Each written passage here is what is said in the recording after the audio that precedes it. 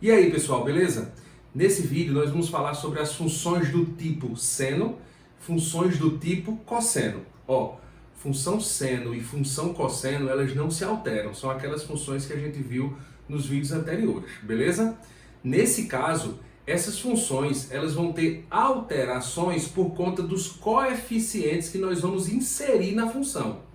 Pessoal, aqui nós vamos falar inicialmente das funções do tipo seno, que são chamadas de senoidais, beleza? Funções senoidais. São funções obtidas a partir da função seno. A função completa, ela tem a forma a mais b vezes o seno de c vezes x mais d.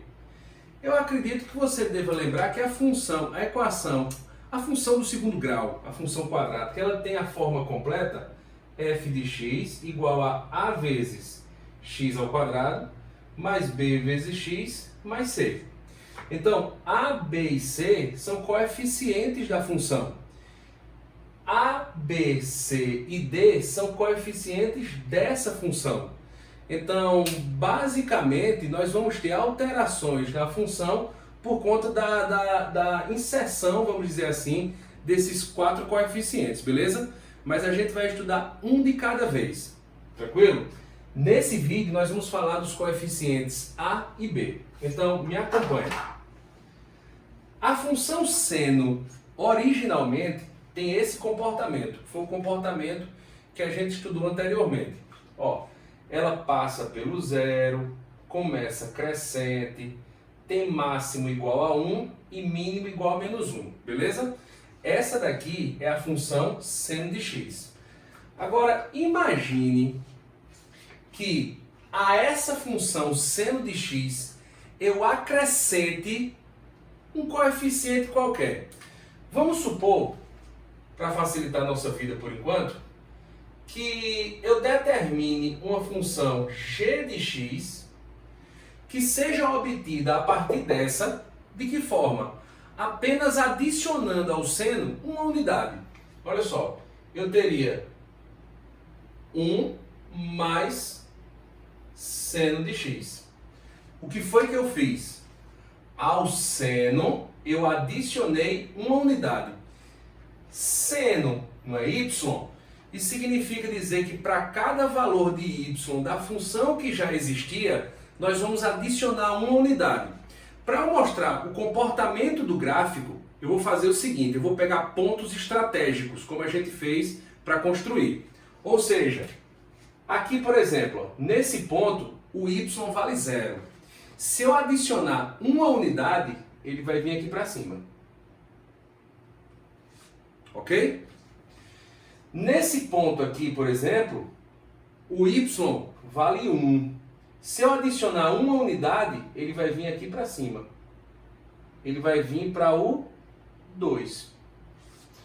Nesse ponto daqui, o y vale 0.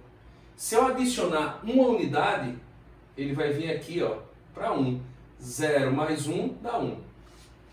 Nesse ponto daqui, o y vale menos 1.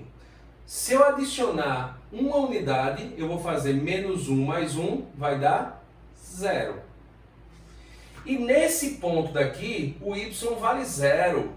Se eu fizer 0 mais 1, vai dar 1. Então, veja o que aconteceu. Esse ponto deslocou para cá, esse ponto deslocou para cá, esse ponto deslocou para cima, esse ponto deslocou para cima e esse ponto deslocou para cima. Todos os pontos foram deslocados para cima, uma unidade. Isso significa dizer que todos os outros vão ter esse mesmo comportamento. Então, finalmente, nós teríamos um gráfico mais ou menos assim.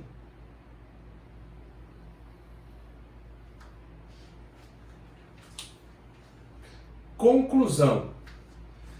Toda vez que eu atribuo a essa constante um valor positivo, esse valor positivo vai deslocar a curva para cima.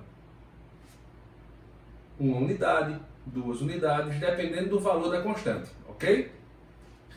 Agora vamos supor que essa constante A não seja positiva, seja um número negativo, vamos ver o que vai acontecer?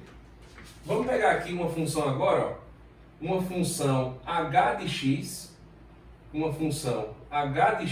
igual a menos 1 mais seno de x. Então, dessa forma, ou desta feita, o A vale menos 1. Significa dizer que do seno de x, de cada valor de seno, eu vou retirar uma unidade. Então vamos lá. 0 menos 1 dá menos 1, vai vir para cá. 1 menos 1 dá 0, vai vir para cá. 0 menos 1 dá menos 1, vem para cá. Aqui já é menos 1. Menos 1 dá menos 2, ó. Menos 2. E 0 menos 1 dá menos 1.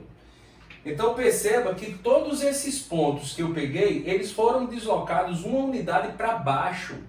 O que significa dizer que todos os outros terão esse mesmo comportamento. Finalmente, nós teríamos mais ou menos essa curva. Conclusão. Se o A, que é aquele número que está sendo adicionado, ó, está sendo adicionado ao seno, for positivo, o gráfico da função é deslocado para cima. Se o A for negativo, o gráfico da função é deslocado para baixo. Ou seja, nós teríamos aqui, ó, coeficiente A, ele faz o quê? Ele desloca verticalmente o gráfico. Ou seja, se o A,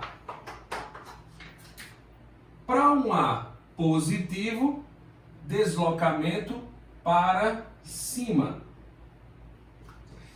E se o A for negativo, o deslocamento é para baixo. Beleza? Eu posso dizer para vocês, inclusive, que tudo o que aconteceu aqui com a função seno acontece com a função cosseno. Beleza? Se você tiver uma função cosseno, ela vai se comportar dessa maneira mais ou menos. Se você tiver cosseno de x mais 1 ou 1 mais cosseno de x, o que vai acontecer?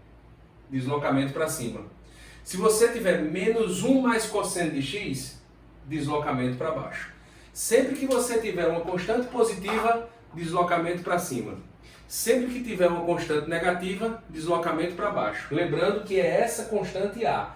É a constante que é adicionada ou subtraída da função. Ok? Vamos agora para o coeficiente B.